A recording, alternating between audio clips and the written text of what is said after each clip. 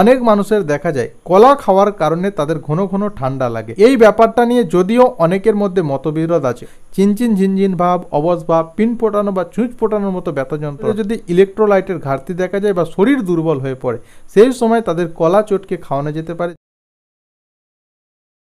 কলা হলো পৃথিবীর প্রাচীনতম ফল, যেটা প্রথম চাষাবাদ শুরু করা হয়েছিল এর স্বাস্থ্য উপকারিতার জন্য। কলার রাসায়নিক নাম হলো মুফা সেপিয়েন্টাম, যার অর্থ হলো ফ্রুটস অফ ওয়াইজ ম্যান। অর্থাৎ বন্ধুরা, এটাকে জ্ঞানী ব্যক্তি বা বুদ্ধিমান ব্যক্তির ফল হিসাবেও মনে করা হয়। আপনি যদি এই ব্যাপারটা একটু ভেবে দেখেন, তাহলে দেখতে পাবেন বাজারে যত রকম ফল পাওয়া যায় তার মধ্যে সারা বছরই পাওয়া যায় এবং কম দামে পাওয়া যায় এই রকম একটি ফল হলো কলা। বন্ধুরা, এর সাথে সাথে আপনাদের একটা ইন্টারেস্টিং ঘটনা জানিয়ে রাখি।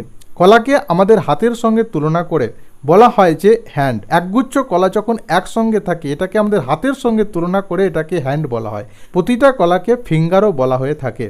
তবে বন্ধুরা, যাই হোক না কেন, আজকের ভিডিওতে বলবো কলার স্বাস্থ্য উপকারিতা সম্পর্কে, নার্ভের সমস্যা সমাধানের ক্ষেত্রে কলা কতখানি উপকারী, এর সাথে সাথে জানবো কোন কোন সমস্যা থাকলে কলা খাওয়া যাবে না এবং প্রতিদিন কটা করে কলা খাওয়া প্রয়োজন। সমস্ত বিষয়ে ডিটেলে জানার চেষ্টা করব আজকের এই ভিডিওতে। বন্ধুরা, এখন প্রতিটা মানুষের মধ্যে টেনশন, ভয়, অ্যাংজাইটি, ডিপ্রেশন, মাথার যন্ত্রণা, মাথা ভারী, এর সাথে সাথে হাই ব্লাড প্রেশার, ঘুম না হওয়ার মতো সমস্যা, এই ধরনের সমস্যা বেড়ে চলেছে। এই কথা শুনে আপনি হয়তো ভাববেন যে টেনশন, ভয়, অ্যাংজাইটি শুধুমাত্র আমার মধ্যেই কাজ করে।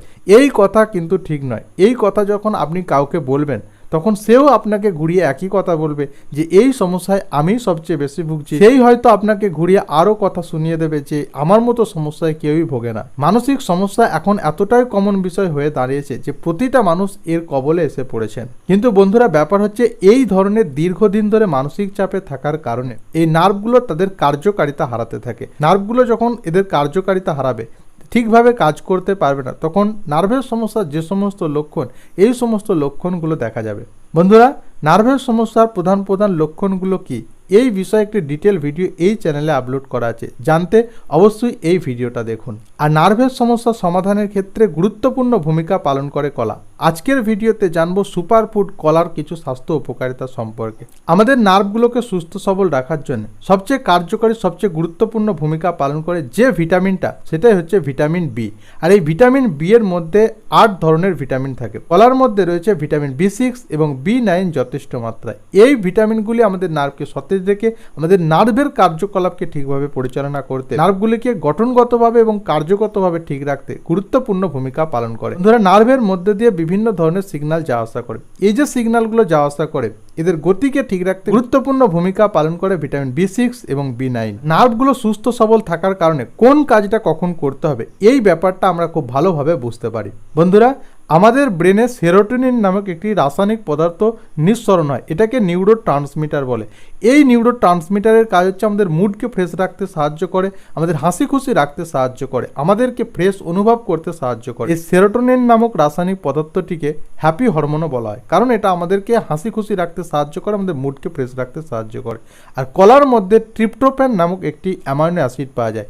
এই অ্যামাইনো অ্যাসিডটা যখন আমাদের শরীরের মধ্যে প্রবেশ করে, সেরোটোনিন নামক নিউরো ট্রান্সমিটারে পরিণত হয়, যার কারণে আমাদের মুডকে ফ্রেশ রাখতে, আমাদের নার্ভাস সিস্টেমকে ঠিক রাখতে, আমাদের স্মৃতিশক্তি ঠিক রাখতে গুরুত্বপূর্ণ ভূমিকা পালন করে। বন্ধুরা, গবেষণায় প্রমাণিত, কোনো মানুষ যত ফ্রেশ থাকবে, যত হাসি খুশি থাকবে, তার মুডকে ঠিক রাখতে পারবে, যত আনন্দে দিন কাটাতে পারবে, তত তার মধ্যে ব্রেনের ফাংশন ইমপ্রুভ করবে। সেই মানুষটার স্মৃতিশক্তি বা নার্ভের যে সমস্ত সমস্যা আছে, এই ধরনের সমস্যা থেকে মুক্তি দিতে সাহায্য করবে বা অ্যালজাইমারের মতো রোগ প্রতিরোধের ক্ষেত্রে গুরুত্বপূর্ণ ভূমিকা পালন করবে।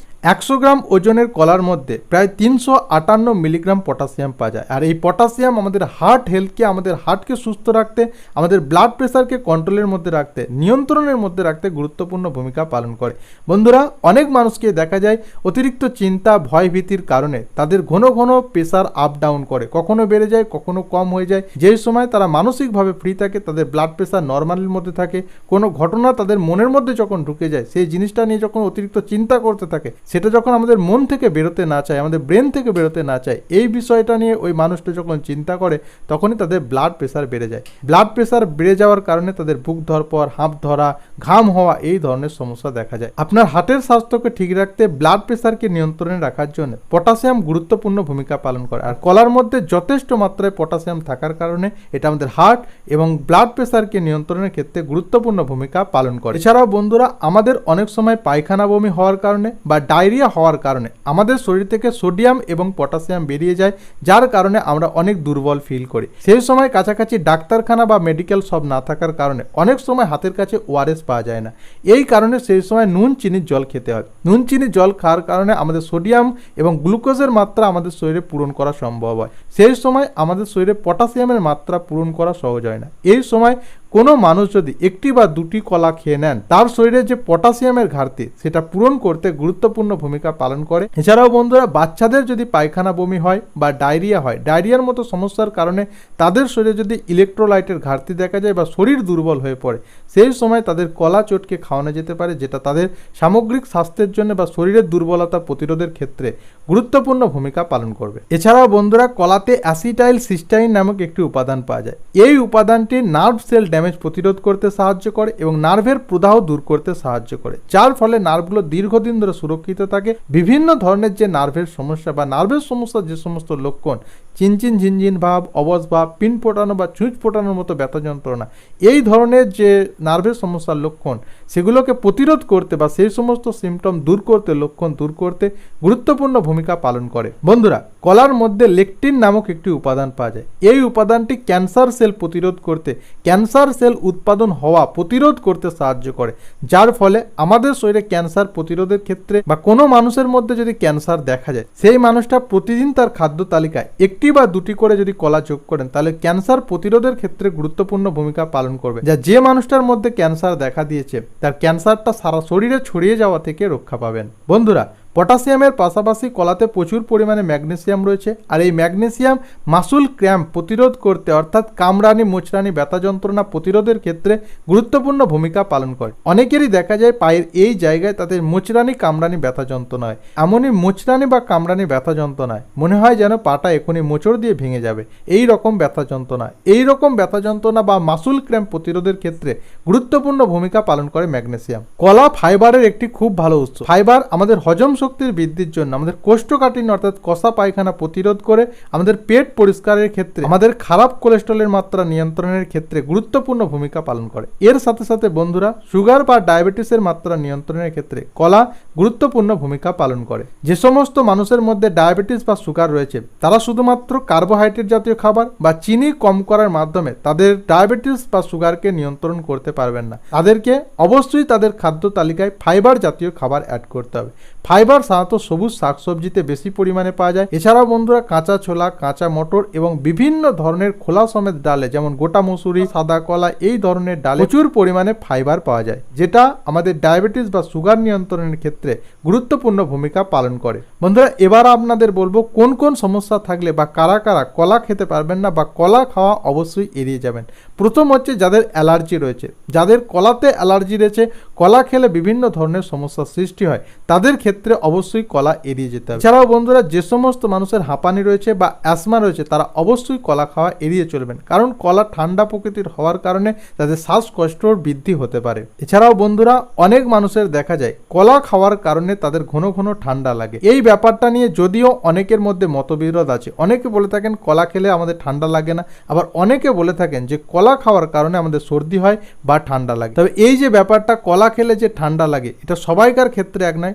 কোনো কোনো মানুষের ক্ষেত্রে ঠান্ডা লাগে, কোনো কোনো মানুষের ক্ষেত্রে লাগে না। তবে যাদের অতিরিক্ত পরিমাণ কলা খাওয়ার কারণে ঠান্ডার সমস্যা লাগে, মাথা যন্ত্রণা, মাথা ভারী, বুকে সর্দি বসে যায়, গলায় কফ জমে, পোস্ট ন্যাসাল ড্রিপ অর্থাৎ গলার মধ্যে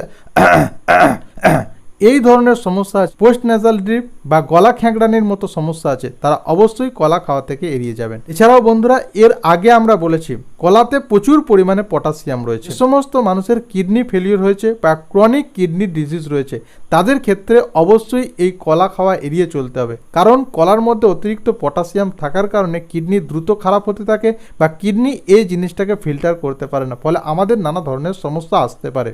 তো বন্ধুরা, ভিডিওটি যদি ভালো লাগে তাহলে আপনার বন্ধু বান্ধব আত্মীয় স্বজন সকলের সঙ্গে ভিডিওটা শেয়ার করে তাদের সঙ্গেও এই নলেজটা শেয়ার করতে পারেন। অসংখ্য অসংখ্য ধন্যবাদ জানিয়ে আজকের ভিডিওটা এখানেই শেষ করলাম।